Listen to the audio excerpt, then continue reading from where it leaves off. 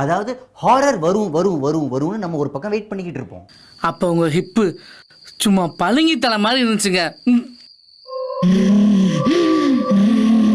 ஆனா இந்த படத்துல கடைசி வரைக்கும் நம்ம அது பயப்படுறதுக்காக ரெடியாவே இருப்போம். ஆனா ரெடியா மட்டும்தான் இருப்போம். இப்படி பொண்ணா இருந்து பொய் சொல்லி பொண்ணுங்க மானத்தையே வாங்குறியே, இது தப்பில்ல? பேய் படம்லாம் பார்த்து முடிச்சதுக்கு அப்புறம் தூக்கம் வராது அப்படின்னு சொல்லுவாங்க. நீ யோசிச்சு சொல்லு, நான் தூங்குறேன். இந்த படம் பார்த்து முடிச்சதுக்கு அப்புறம் தூக்கம் வராது. ஏன்னா படம் ஃபுல்லா நமக்கு தூக்கம் வரும்.